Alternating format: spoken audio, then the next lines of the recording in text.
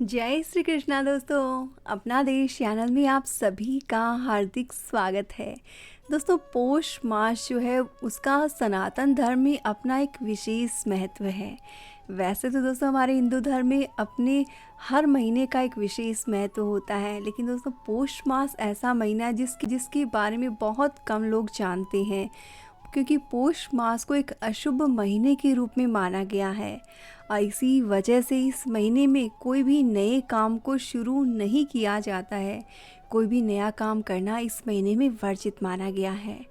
कुछ किंवदंतियों की माने तो इस मास को धनुमल मास के नाम से भी जाना जाता है, तो वहीं इसे खर मास भी कहा जाता है। दोस्तों, ज्योतिष की माने तो इस मास में सूर्य की 11,000 किरणें इंसान को ऊर्जा और स्वास्थ्य प्रदान करती है। तो दोस्तों, यानी कि कहने का मतलब है कि जहाँ एक और इसे अशुभ महीने के रूप में माना जाता है, वहीं इस महीने में सूर्य देव की विशेष कृपा जो है हर इंसान पर बरसती है। और वैसे भी दोस्तों, सूर्य देव जो हमारे इस सृष्टि के एकमात्र प्रत्यक्ष देव हैं, जिन्हें हम देखकर उनकी पूजन अर्चन करते हैं। और दोस्तों, इस सृष्टि में अगर जीवन संभव है देव की वजह से ही है। इसलिए दोस्तों, सूर्य देव की उपासना करना बहुत ही आवश्यक होता है। और सूर्य देव की नियमित उपासना करने से जीवन में स्वास्थ्य की और संपन्नता की कोई कमी नहीं रहती है। मगर क्योंकि इस मास को अशुभ माना जाता है, इसलिए इस दौरान कुछ विशेष बातों का आपने जरूर से ख्याल रखना चाहिए। दोस्तों, शास्त्रों के अनुसार कुछ बातें ऐसी हैं जिन्हें कि हमें पौष मास में ज़रूर से करना चाहिए। वहीं कुछ काम ऐसे हैं जिन्हें पौष मास में भूल कर भी नहीं करना चाहिए। दोस्तों, धार्मिक मान्यताओं के अनुसार इस मास में व्यक्ति को अरहर की दाल, चावल से बनी खिचड़ी में शुद्ध देसी घी मिलाकर उसका दान करना चाहिए। कहा जाता है कि इस उपाय को करने से जातक को अत्यधिक लाभ की प्राप्ति होती है, क्योंकि दोस्तों वैसे भी इस महीने में जो है, इस महीने के अंत में आता है खिचड़ी का पर्व, यानी कि मकर संक्रांति का पर्व। और इस दिन भी जाना जाता है, इस महीने में अगर आप खिचड़ी का दान करते हैं तो सूर्य देव की असीम कृपा आपको प्राप्त होती है। और अगर आपकी कुंडली में ग्रह दशा के अनुसार अगर सूर्य कमज़ोर है तो भी आपके जीवन में कहीं पे भी अशुभता का असर है वो ख़त्म होता है। अगर आपको अपने किए हुए कामों का यश नहीं मिलता है, आप जो काम करते हैं उसमें किसी भी तरह का आपको रिकॉग्निशन नहीं मिलता है, आप जितने भी मेहनत करो उसके लिए आपको प्रशंसा नहीं मिलती, तो ये सब जो है वो सूर्य देव के नीच ग्रह में होने की वजह से होता है। इसलिए दोस्तों, अगर आपको भी ऐसा लगता है कि मैं जो काम करता हूँ या करती हूँ उसके बदले में मुझे उसके अनुसार जो है रिकॉग्निशन नहीं मिलता, नाम नहीं मिलती, तारीफ़ नहीं मिलती, उसकी वैल्यू नहीं मिलती, तो आपने सूर्य देव की पूजा ज़रूर से करनी चाहिए। दोस्तों, बहुत ही कुछ सरल से उपाय मैं इस वीडियो में बताने जा रही हूँ, वो नियमित रूप से अगर आप करेंगे तो सूर्य देव की असीम कृपा आपको प्राप्त होने लगेगी। आपका सूर्य उच्च, जिससे आपको जो है नाम और ख्याति, यश मिलने लगेगा। साथ ही आपके हर किए गए काम की पहचान जो है वो होने लग जाएगी। दोस्तों, बहुत ही सरल सा काम आपने करना है। एक तो ये कि आप अगर कारोबार में, ऑफिस में तरक्की चाहते हैं तो पानी में लाल चंदन मिलाकर फिर सूर्यदेव को अर्पित कीजिए। इससे आपको आपके काम की पहचान जो ज़रूर से मिलेगी। साथ ही नियमित रूप से दोस्तों, सूर्योदय होने के समय यानी कि सुबह में लगभग 7 से 8 के बीच में ही आपने भगवान भास्कर को अर्घ्य दे देना है। अर्घ्य देने की विधि का वीडियो आपको डिस्क्रिप्शन में मिल जाएगा। पूरी सही विधि से अगर आप सूर्यदेव को अर्घ्य देते हैं तो उनका आपको आशीर्वाद ज़रूर से प्राप्त होता है। साथ ही सूर्यदेव को गुड़हल के फूल अति प्रिय, लाल रंग के फूल जो है सूर्यदेव को चढ़ाए जाते, तो आप जब अर्घ्य दें तो उसमें गुड़हल के फूल के साथ में आप भगवान भास्कर को अर्घ्य दें। इससे भी आपको मान सम्मान की प्राप्ति। दोस्तों, केसर मिले हुए जल को अर्पित करना भी बहुत ही अच्छा माना जाता है, लेकिन सभी के लिए पॉसिबल नहीं होता है, तो आप लाल चंदन का भी इस्तेमाल कर सकते हैं। अगर किसी व्यक्ति को इस मास में नौकरी, व्यापार आदि से जुड़ी कोई दिक्कत हो रही है तो दोस्तों, इस माह में शिव जी को आपने गुड़ और जल जो है ज़रूर से चढ़ाना चाहिए। साथ ही लाल अनार का दान करना भी बहुत अच्छा होता है।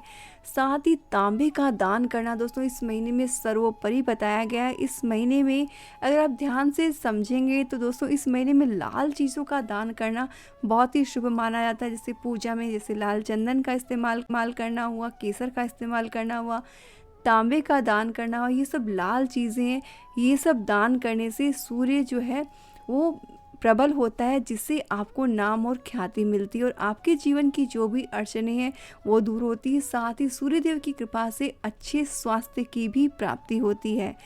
दोस्तों अगर आपको नाम नहीं मिल रहा, आपकी हेल्थ अच्छी नहीं है, तो आपने नियमित रूप से सूर्यदेव को जो अर्घ्य देना चाहिए। साथ ही दोस्तों इस दौरान आपको सोमवार को शिव जी की पूजा भी ज़रूर करनी चाहिए, बिलपत्र चढ़ाने चाहिए।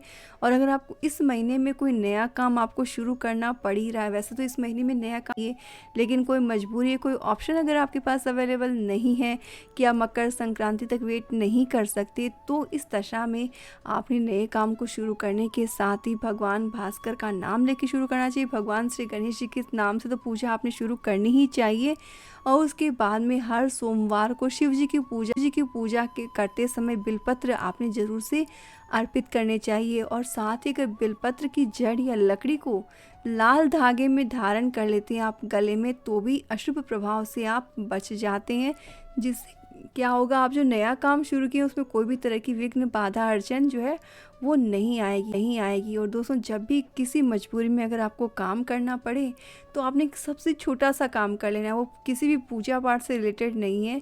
उसमें करना क्या है, आप अपने सामर्थ्य के अनुसार या तो पैसे निकाल दीजिए, फिर उन पैसों से कोई सामान खरीद के आप गरीबों में दान कर दीजिए, जानवरों को कुछ ना कुछ खिला दीजिए।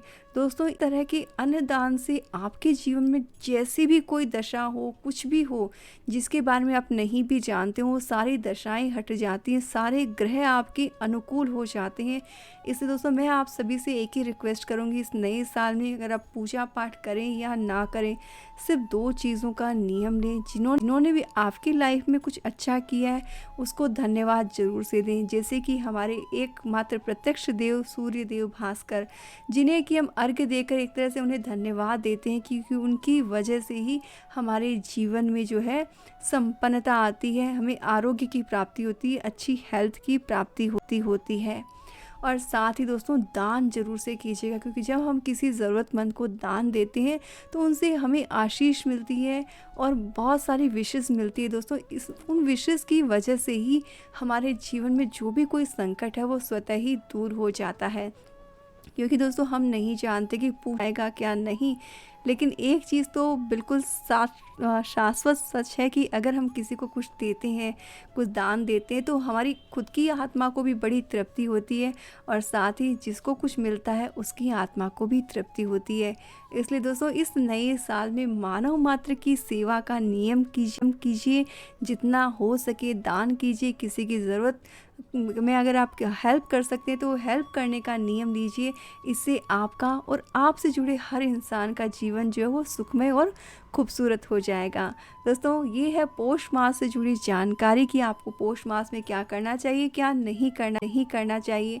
इन्फॉर्मेशन अच्छी लगी हो तो शेयर कर लीजिएगा। साथ ही दोस्तों सूर्यदेव को अर्घ्य कैसे देना है इसके लिए एक बार आप डिस्कशन चेक कर सकते हैं। दोस्तों इसी शुभेच्छा के साथ कि आपके जीवन में आएगी अपार खुशियाँ, मैं विदा लेती हूँ। जय श्री कृष्णा।